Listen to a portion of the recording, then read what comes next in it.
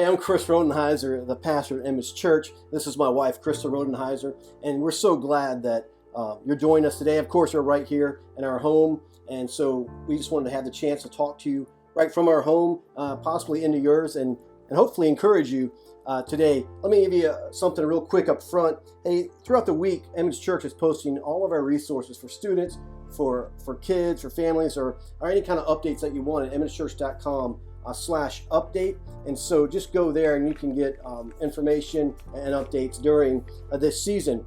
If you joined us last week, actually me online for our midweek devotional we've been doing on valleys, you would have remembered this. If you didn't join us, let me remind you, or let me just tell it to you right up front, is I closed out talking about having freedom from anxiety about our future because God has delivered us. He's in control of that. God holds the future in his hands. We looked at this short verse in Psalm 23, verse 6. It says, "Surely goodness and mercy shall follow me all the days of my life, and I shall dwell in the house of the Lord forever." And that's great encouragement. We know that he holds the future forever. And when we walk with him, especially in the valleys, in the midst of a storm that we're in right now, he holds our future, and he's got this.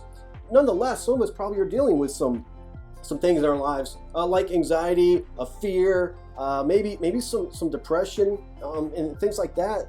And so we know that God's word directs us and guides us, of course, always. And there's also some biblical and practical ways that we can deal with this. So I wanted Krista to share some things with you. Krista's a counselor, and so be praying for her too. She's doing psychological consultations in the ER at the hospital. And so, Krista, you share some things with us on that. All right, so I'm glad to be able to join you guys. I just wanted to talk for just a couple minutes. I know Chris had mentioned anxiety and definitely just the stressful environment in our world right now. Some other things, there's been, we're all at a greater risk right now for anxiety, even depression, increased irritability, mood swings. There's even a greater occurrence right now, a much higher risk of even domestic violence, child abuse, just between the strain and the social distancing right now. There are just a lot of factors that play into our social environment and even our mental health. So I just wanted to touch base for a minute. Some people, even with a history of traumatic incidents, of trauma, if some have a history of mental health struggles, whether it's depression or anxiety. Situations like these can definitely exacerbate those things. And, I just wanted to talk for a few minutes about some coping skills, some resilience that we can build into our lives. Some people naturally are less affected by crises, by trauma than others. There's all different factors that play into that, but some of that is resilience. It is having coping skills and built into your lives. So I wanted to give some good examples of those things. Everybody definitely, one of the things that plays into it certainly is personality. Some are introverts like myself and kind of enjoy a little bit. Like me, I'm more extroverted. Yes. And although I'm an extroverted introvert, right? I mean, I like to be the life of the party too, but then I got to have alone time. Yeah, that's true. Yeah, that's true. Yeah. And speaking of irritability too, she lives with me, so you can imagine. But anyway. I feel my increased irritability. Yeah. So, some people definitely are even posting, and I guess our life does revolve a lot around the social media, are posting things about, actually enjoying this downtime, enjoying the release of, the pressure and the stress of life and getting to gather with family and, to spend meaningful time and to rest. While for others, this is an extremely fearful time of not being able to, provide food for their families, to be able to pay for their home, and they don't have a safe home maybe to quarantine to. They don't have safe people to be around.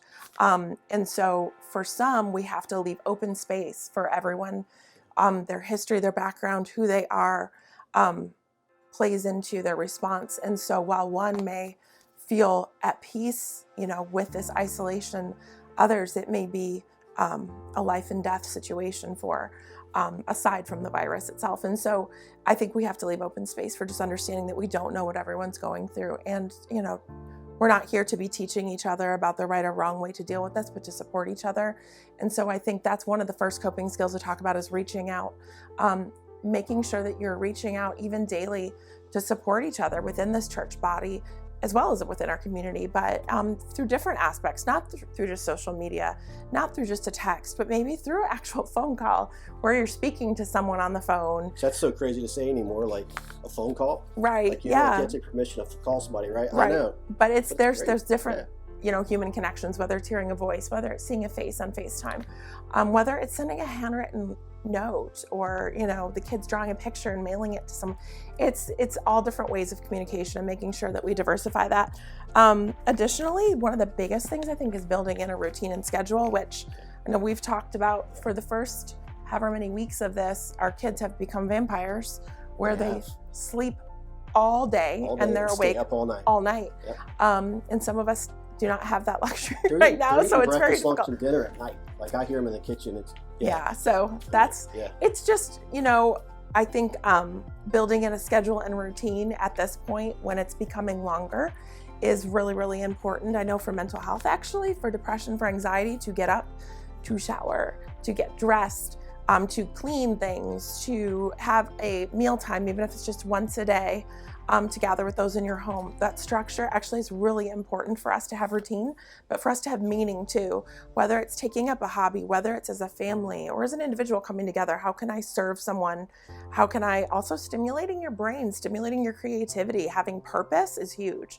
So this might be a time to find purpose and not just binge watch on Netflix all day, which there's nothing wrong with, I think, but it's building limits and time to that, so we're actually still productive, is actually a really huge contributor to a coping skill for you said this our before mental too. health. Staring at a screen all day doesn't help us No. mentally at all.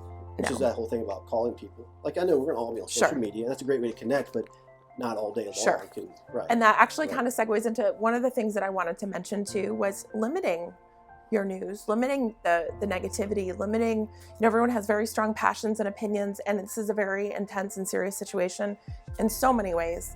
But a lot of times, I hate the word triggered, but some people are triggered by the fear, and seeing all the fearful things actually puts them into just an absolute terror, where some people, that's the way they process through and getting control of it. So it's being aware of that. But honestly, I think limiting your news to actually factual things and not emotion, whether it's, going to the CDC website twice a day, doing what you need to do, but limiting it to a certain time period so that you're not sitting all day just festering in the news and the fear and what's happening and how many people have died and I don't think it's healthy overall. I think we need to get back to a functioning of those people where we work, live, play, study, and shop.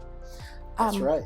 That's right. I threw that in there. Yeah. So I think overall too, just making sure that we manage our anxiety for those around us, for our children, for what's age appropriate. This full disclosure of fear and terror is not healthy for them. And so I think we need to have some boundaries and some healthy coping to mirror and to image for our kids.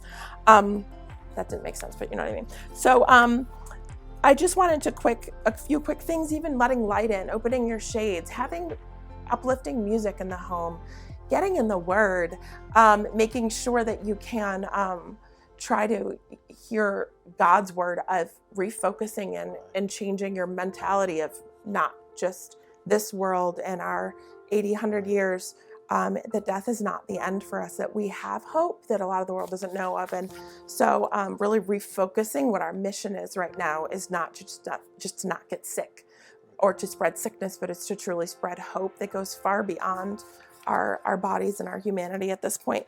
So lastly, I don't want to take too much time, but I just wanted to make sure that if you are struggling, a lot of times it gets to the point where it's impeding on your functioning, your daily functioning, your relationships, your fear, your anxiety, your sadness, your depression. If you're just unable to manage or feel like you need more help, there are, even with all of the restrictions right now, there's a lot of great options to find a therapist right now, whether it's going to, BetterHelp is an online therapy, Talkspace.